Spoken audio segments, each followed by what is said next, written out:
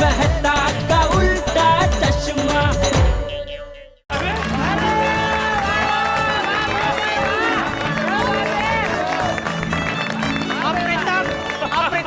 अप्रीतम नहीं रे, अप्रतिम। अप्रतिम। Thank you thank you thank you. Madhavi मस्त खिलाओ, मस्त, छान छान, सैल्यूट। बाबा, आपकी परफॉर्मेंस देखकर ऐसा लगा कि सुभाष चंद्र बोस सच में हमारे बीच उपस्थित है। एग्जैक्टली। हाँ भिड़े, तूने इतने जोश के साथ बोला कि ऐसा लगा कि अभी बंदूक उठा लूं और सड़क पर चढ़ा जाऊं। अरे वाह। पोपट बेटा, देश की सेवा के लिए सैनिक बनना अच्छी बात है, लेकिन अगर हम सैनिक ना भी बन पाए तो भी हम जो भी काम करें उसे सच्चाई और ईमानदारी से करें तो वो भी एक प्रकार से देश की सेवा ही है। बिल्कुल सटीक कहा चाचा जी आप। अगर हर व्यक्ति ऐसा सोच ले तो इस देश में भ्रष्टाचार रहेगा ही। चलिए आगे बढ़ते हैं और मैं एक बार फिर से इस कार्यक्रम की बागडोर उसे सौंपता हूं जिसने इस कार्यक्रम की संकल्पना की, यानी कि आत्माराम तुकाराम भिड़े। चलो अभी देखते हैं मेरे बाद अभी किसकी बारी। स्पॉटलाइट।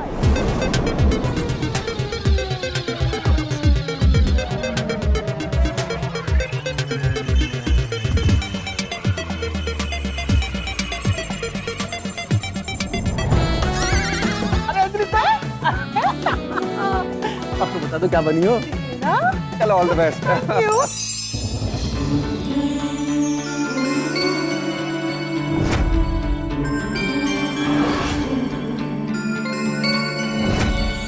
अंजलि भाभी बनी है भारत की कोकिला के नाम से विख्यात सरोजिनी नायडू। सरोजिनी नायडू, सरोजिनी नायडू, सरोजिनी नायडू, सरोजिनी। अद्भुत। भारत की कोकिला कही जाने वाली सरोजिनी नायडू का जन्म हैदराबाद के बंगाली परिवार में हुआ था। वे बचपन से ही कवि हृदय की थी।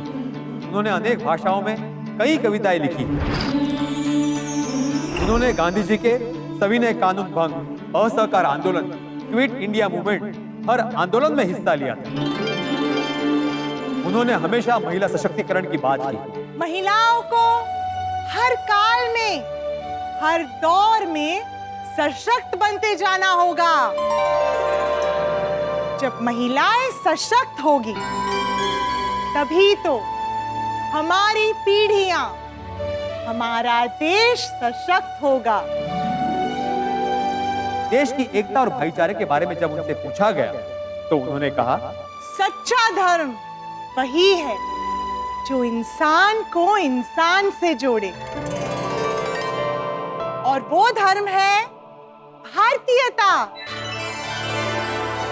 जो हम सबको भाईचारा सिखाती है। क्या बात, क्या बात। उनके प्रभावशाली भाषण से प्रभावित होकर गांधी जी ने उन्हें भारत की कोकिला की उपाधि दी थी। और कभी कभी गांधी जी उन्हें डियर बुलबुल, डियर मीराबाई, तो कभी कभी मदर कहकर भी संबोधित करते थे। वो एक अच्छी लेखिका और कवियत्री भी थी। श्रम करते हैं हम कि समुद्र हो तुम्हारी जागृति का क्षण। हो चुका जागरण, अब देखो निकला दिन कितना उज्जवल। अब देखो निकला दिन कितना उज्जवल। सरोजिनी देवी उच्चाभ्यास के लिए लंदन गई। वहां पहली बार गांधी जी से मिली और उनसे प्रभावित होकर, बापू, अब मेरा जीवन देश की स्वतंत्रता के लिए। अब देश की स्वतंत्रता ही मेरा आजीवन लक्ष्य है। वंदे मातरम। वंदे मातरम। जीवन में हर पल में आजादी का मंत्र हो, ऐसी स्वतंत्रता के मत वालों को हमारा नमन हो।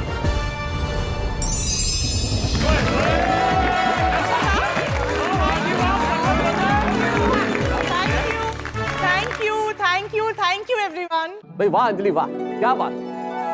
ऐसा लगता है कि स्वर कोकिला सरोजिनी नायडू जी को तुमने यहाँ पे फिर से जीवंत कर दिया। आहा, स्वतंत्रता ही अब आजीवन लक्ष्य है। क्या बात है, किस ढंग से गाया भाई, वाह। Thank you. हर काल में महिलाओं को स्ट्रॉन्ग होना पड़ेगा और ये कितनी सच्ची बात है। बिल्कुल बिल्कुल बबीता जी, आज भी कई जगह पे महिलाओं पे कितना अत्याचार होता है। सही कह रहे हो जेठालाल। ये बात हर युग की हकीकत है। मेरी शादी होगी, मैं अपनी पत्नी को देवी की तरह रखूंगा। वाह वाह पोपट भाई, क्या बात है पोपट भाई। वाह पोपटलाल भाई वाह। थैंक यू बहनों। तो फिर आप सब प्रार्थना कीजिए कि मेरी शादी जल्द हो जाए। तो भाई पोपटलाल, ये तो हम सभी चाहते हैं कि तुम्हारी शादी जल्दी से जल्दी हो जाए, लेकिन तुम्हें कोई पसंद ही नहीं करता, तो हम क्या करें? एक मिनट, पसंद नहीं करता मतलब क्या? आप कहना क्या चाह रहे हैं मेहता साहब? मतलब पसंद नहीं करता मतलब मेरे कहने का मतलब ये है कि तुम्हारा किसी से मेल नहीं हो पा रहा है ना पोपटलाल। मेहता साहब और पोपटलाल से नम्र निवेदन है कि ये समय और ये स्थल इस चर्चा के लिए उचित नहीं है, तो अभी प्रोग्राम को आगे बढ़ाते हैं। हाँ? देखते हैं स्पॉटलाइट किसकी तरफ आता है। Spotlight please.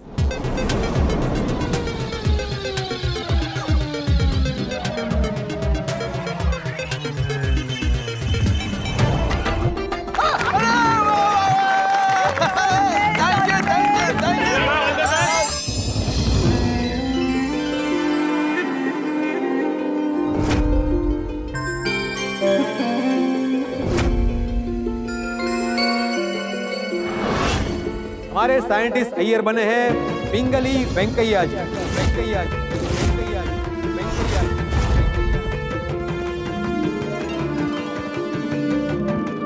मैं जानता हूं कुछ लोग सोच रहे हैं कि ये पिंगली वेंकैया कौन थे। फिक्र मत कीजिए, मैं आपसे उनका परिचय करवाता हूं। पिंगली वेंकैया का जन्म 2 अगस्त 1876 में वर्तमान आंध्र प्रदेश के मछलीपट्टनम के निकट भटला पेनुमारू नामक स्थान पर हुआ था। पिंगली वेंकैया को भूविज्ञान और कृषि क्षेत्र से विशेष लगाव था और वो भी भारतीय ब्रिटिश सेना में थे और अफ्रीका के एंग्लो बोर युद्ध में गए थे और वहीं पर उनका परिचय हुआ गांधी जी से और उन्होंने अपना जीवन देश के प्रति समर्पित कर दिया। काकीनाडा में आयोजित भारतीय राष्ट्रीय कांग्रेस अधिवेशन में उन्होंने कहा, हम भारतीयों की एक खासियत है, हमारे यहाँ विविध प्रकार की भाषाएं, विविध प्रकार के खान पान, अनेक वेशभूषाओं का पहनावा है, लेकिन हमें एक छत्र के नीचे आना हो, अपनी पहचान बनाना हो, अपनी पहचान को सर्ववादित करना हो, तो उसके लिए हमें एक फ्लैग मतलब एक झंडे की आवश्यकता है। और उनकी इस बात से प्रभावित होकर बापू ने उन्हें राष्ट्रीय ध्वज का प्रारूप तैयार करने का सुझाव दिया। 1916 से 1921 5 वर्ष तक उन्होंने लगभग 30 देशों के झंडों का अभ्यास किया और हमारे देश को पूर्ण समझकर उन्होंने हमारे झंडे में केसरी रंग होगा जो कि साहस और बलिदान का प्रतीक है। हमारा देश कृषि प्रधान देश है, इसलिए हमारे झंडे में हरा रंग भी होगा। और बापू के सुझाव पर उसमें शांति और सच्चाई का सफेद रंग आया और ऐसे बना हमारा तिरंगा। पहले उसमें चरखा था, फिर अशोक चक्र आया। हमारा राष्ट्रीय ध्वज जो हमारी स्वतंत्रता और सार्वभौमिकता का प्रतीक है। हमें हमारे झंडे के सामने सर झुकाना है, लेकिन हमारे झंडे को कभी झुकने नहीं देना है। जय हिंद।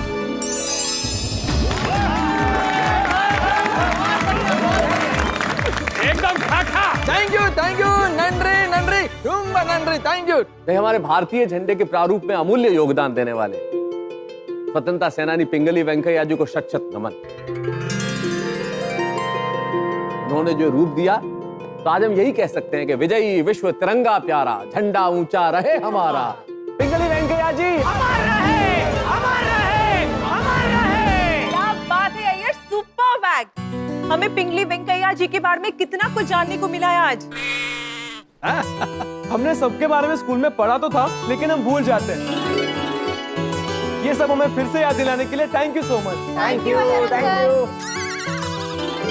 अरे थैंक यू मेरा नहीं, थैंक यू आत्माराम को बोलो। मैंने तो सिर्फ परफॉर्म किया है, लेकिन इसका क्रेडिट जाता है आत्माराम तुकाराम भिड़े को।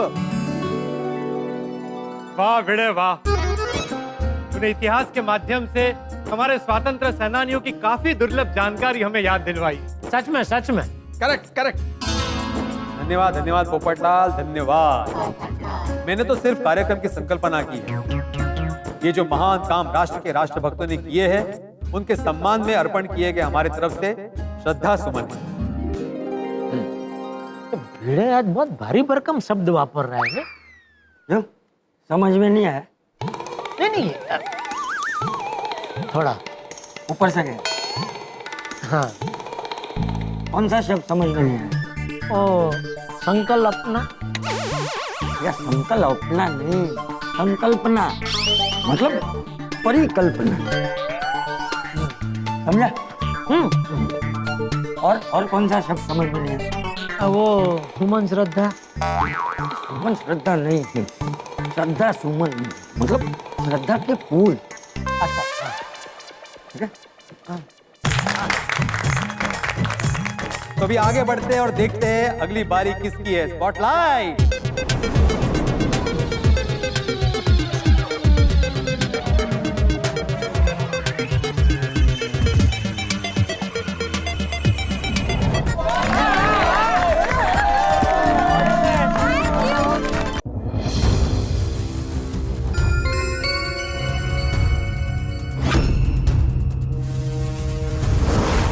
मेरी सोनू जो किरदार निभाने वाली है, उनका परिचय कुछ इस प्रकार देना चाहता हूं। वो बचपन से ही विचारशील और वीर, मोरपंत तांबे और भागीरथी बाई की सुपुत्री, जिनका बचपन का नाम था मणिकर्णिका। मणिकर्णिका पवित्र नदी गंगा का भी एक नाम है। मणि यानी कि रत्न, और वो रत्न है झांसी की रानी लक्ष्मीबाई। लक्ष्मीबाई, लक्ष्मीबाई, लक्ष्मीबाई, लक्ष्मीबाई।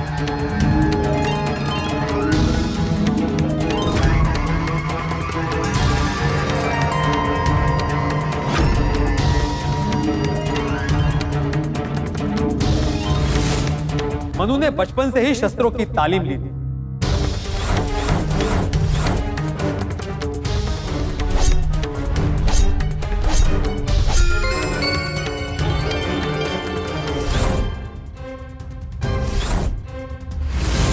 वो बिजली की गति से वार करती थी।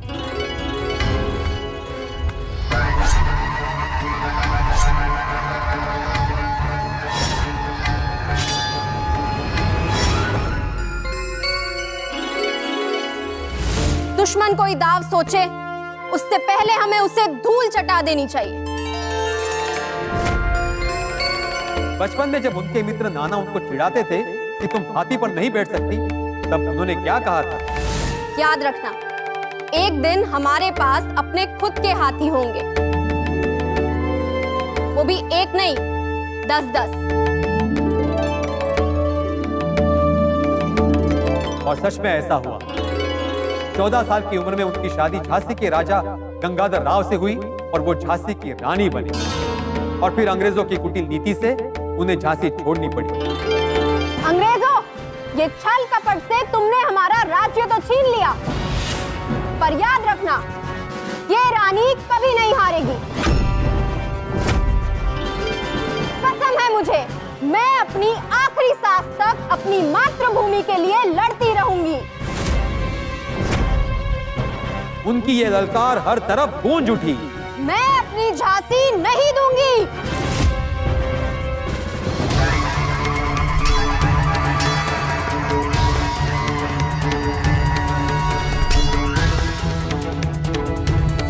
और वो खूब लड़ी, अपनी आखिरी सांस तक लड़ी।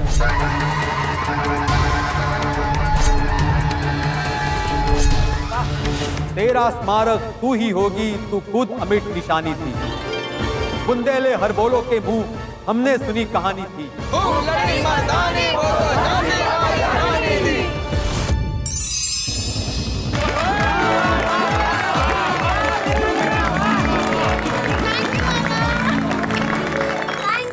Thank you. वाह सोनू, तूने तो कमाल कर दिया। वाह सोनू, तूने तो टप्पू सेना का नाम रोशन कर देता।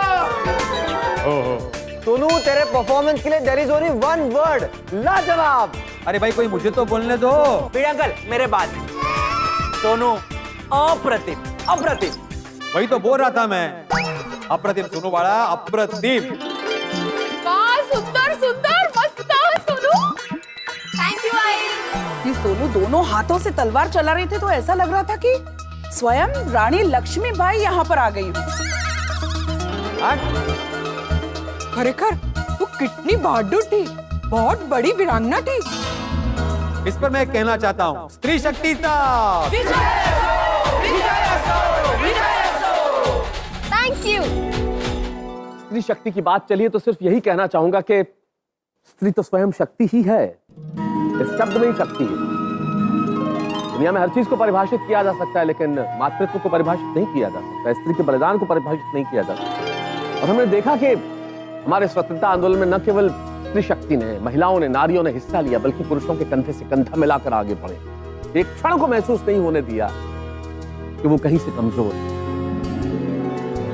दुनिया की इस आधी आबादी को प्रणाम, नमन। तब मुझे डॉक्टर उर्मिलेश का एक दोहा याद आता है जो मैं पूरी नारी शक्ति के नाम समर्पित करना चाहता हूँ। वो कहते हैं कि तितली, हिरनी, मोरनी, कोयल, बत्तख, मीन, सृष्टि पिता की बेटियां कितनी शोक हंसी।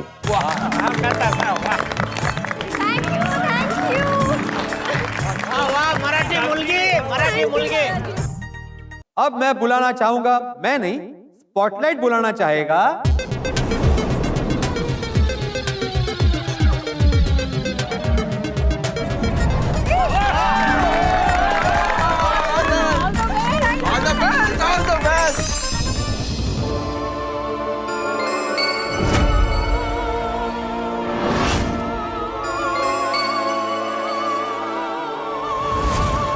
बबीता जी बनी है Annie Besant, Annie Besant, Annie Besant, Annie Besant.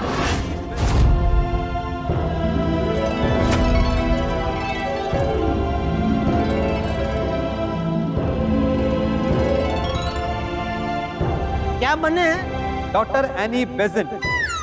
वो तो शायद भारतीय नहीं थे, नहीं? जेठालाल नाम पर मत जाओ, उनका काम देखो। एनी बेसेंट जिनका जन्म लंदन में हुआ था। वो जन्म से आयरिश, विवाह से अंग्रेज, पर भारत को अपना लेने के कारण कर्म से भारतीय थे। उन्होंने अपनी कर्मभूमि भारत को चुना था। उन्होंने अपना पाश्चात्य पहनावा त्याग कर भारत के पारंपरिक पोशाक साड़ी को अपनाया था। वे भारतीय संस्कृति से बहुत प्रभावित थी। उनका मानना था प्रत्येक राष्ट्र, प्रत्येक व्यक्ति एवं प्रत्येक जाति अपनी एक विशेष बात रखती है जो कि एक सामान्य जीवन को दर्शाता है। उस जीवन में दखल देना, उसे गुलामों की जंजीरों में बांधना पाप है। वे चाहती थी कि शिक्षा में धार्मिक शिक्षा का समावेश हो ताकि लोग अपनी संस्कृति को जान सकें। उन्होंने वाराणसी में सेंट्रल हिंदू स्कूल की स्थापना की और उन्होंने अनेक सामाजिक कुरिवाजों को दूर करने के लिए एक संस्था भी बनाई। हमारी संस्था के सभी लोगों को ये प्रतिज्ञा लेनी होगी। बोलिए मेरे साथ, जात पात आधारित छुआछूत नहीं करेंगे। पुत्र का विवाह 18 साल और पुत्री का विवाह 16 साल पहले नहीं करेंगे। मैं, मेरी पत्नी, मेरी बेटी और कुटुंब के सारी महिलाओं को शिक्षा दिलवाऊंगा। हम विधवा विवाह का भी समर्थन करेंगे। भारत की स्वतंत्रता के लिए सदा तत्पर रहने वाली एनी बेसेंट को सन 1917 में राष्ट्रीय कांग्रेस की अध्यक्षा बनाया गया। उनका कहना था, हिंद के लोगों, भारत देश की महान संस्कृति में विविधता होने के बावजूद भी इसकी परंपरा महान है। इसे पहचानो और अपनी आजादी के लिए आगे बढ़ो।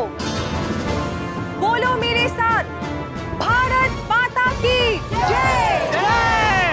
एनी बहन अमर रहे, एनी बहन अमर रहे। खूब लड़ी मर्दानी वो तो झांसी वाली रानी थी। मित्रों, देखा आपने सोनू ने किस तरह से झांसी की रानी लक्ष्मीबाई को यहाँ पे जीवंत कर दिया। शत शत नमन, अद्भुत, क्या बात है। मैं जानता हूं कि मेरे साथ आप भी इस वक्त तालियां बजा रहे होंगे इस प्रस्तुति। मित्रों, सूर्य, सागर और स्त्री, इनकी शक्ति कभी कम नहीं आती। देश की आजादी के आंदोलन में देश के भविष्य को सुनहरा बनाने के लिए स्त्री शक्ति ने पुरुषों के कंधे से कंधा मिलाकर और कई बार तो उनसे आगे बढ़कर भी सर्वस्व न्यौछावर किए, अपने प्राण दिए, अपना जीवन दे दिया देश के लिए, राष्ट्र के लिए, राष्ट्र की आजादी के लिए। जिनकी झलकियां आज हमने देखी, उन सभी को शत शत नमन, उन्हें प्रणाम। अब देखने वाली बात यह होगी कि गोकुलधाम निवासी यहाँ कौन सा किरदार निभाते हैं। ये सफर यूं ही जारी रहेगा। गणेशोत्सव में आजादी के अमृत महोत्सव का रंग यूं ही खुला रहेगा। कौन क्या बनेगा, आप भी सोचिए और मैं भी सोचता हूं। तो ये जरूर सोचिएगा कि कौन सा किरदार यहाँ पे निभाया जाएगा गोकुलधाम निवासियों द्वारा, और जो दर्शकों की तरह यहाँ बैठे हैं वो क्या करेंगे, बस जानने के लिए देखते रहिए तारक मेहता का उल्टा चश्मा। देखते रहिए, हंसते रहिए।